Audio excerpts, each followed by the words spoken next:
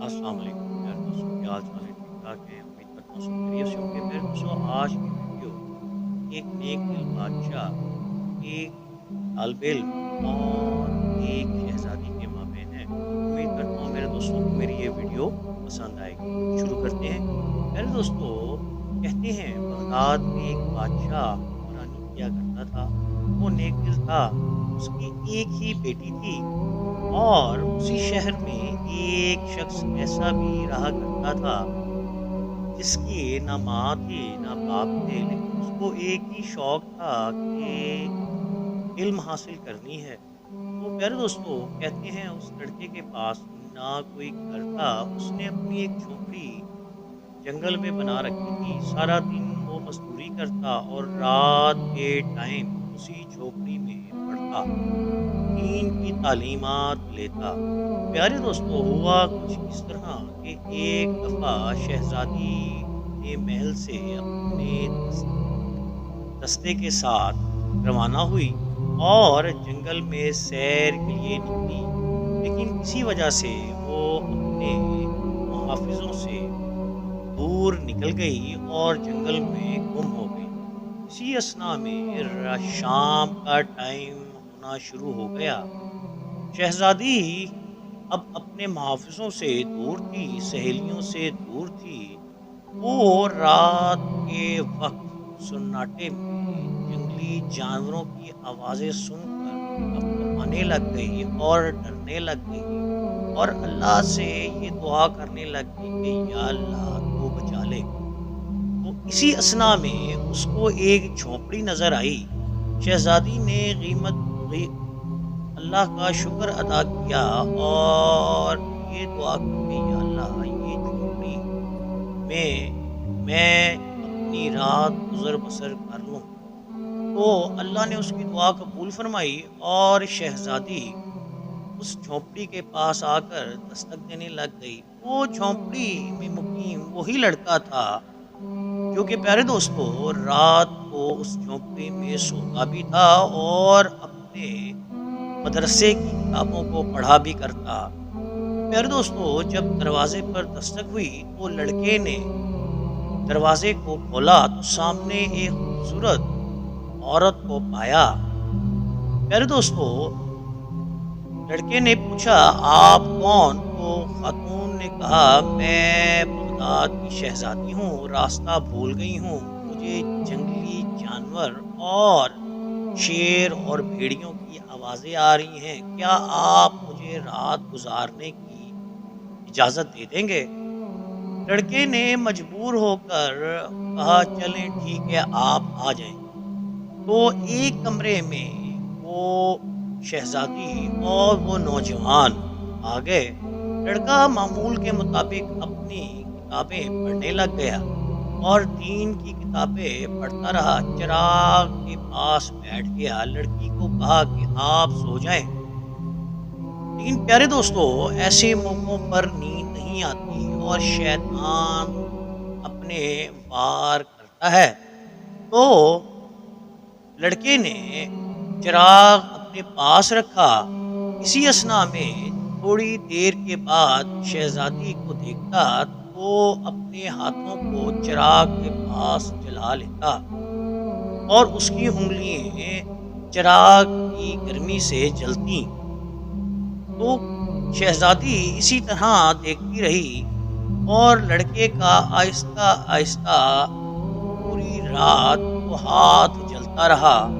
सुबह की किरणें फूटीं तो लड़के ने उस लड़की को कहा कि जा चली जा। इतने में शहज़ादी के सिपाहियों ने देख लिया और शहज़ादी को अपने साथ ले लिया। बादशाह ने शहज़ादी को कहा बेटी रात कहाँ गुज़ारी? शहज़ादी ने कहा मैं डर-डर के फिर रही थी कि एक झोंपड़ी नज़र आई। उस झोंपड़ी में एक लड़का मुक़ीम था। रात गुज़रने के लिए उसने जगह दे दी।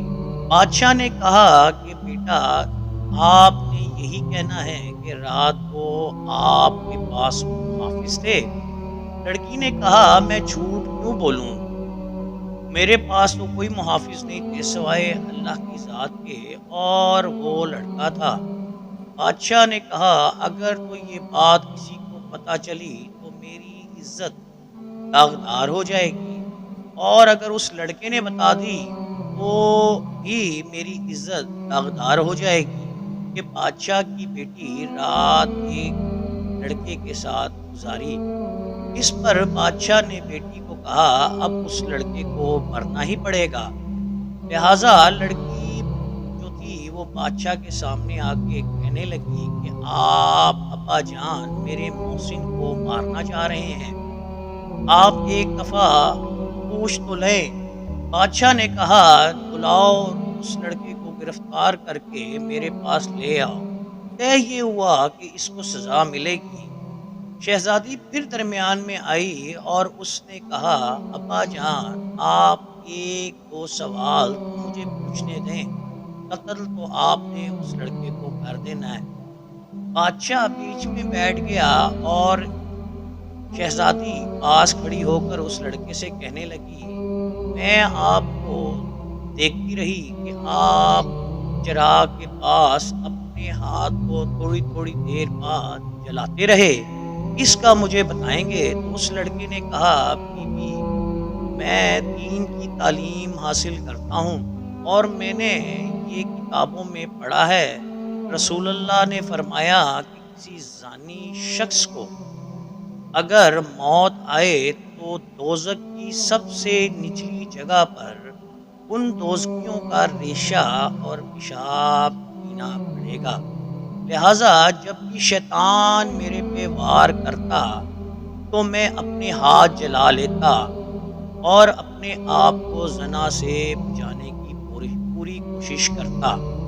پیارے دوستو، جب بادشاہ نے یہ بات سنی اور اس لڑکے نے کہا کہ میں نے یہ دین کی تعلیم حاصل کرتے ہوئے یہ سنا، تو بادشاہ خاموش رہا اور اس نے کہا اے پیارے بیٹے تم رسول اللہ صلی اللہ علیہ وآلہ وسلم کے غلام ہو، اور یہ بادشاہ بھی اسی نبی کریم صلی اللہ علیہ وآلہ وسلم کا غلام ہے، تو جس کے آپ غلام ہیں اور جس کی کتابیں آپ پڑھتے ہیں انہی کا غلام میں ہوں، تو میں تو بڑا خوش ہوں کہ میری سلطنت میں ایسا نیک اور قابل اور اللہ اور اس کے رسول پر ایمان رکھنے والا شخص بھی موجود ہے، جو کہ اللہ کے دین کو اچھی طرح سمجھتا ہے۔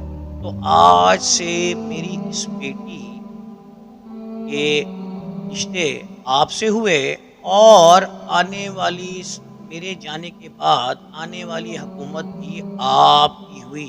مجھے تو خوشی ہوگی کہ ایک اللہ والا نیک شخص میری حکومت کو چلائے۔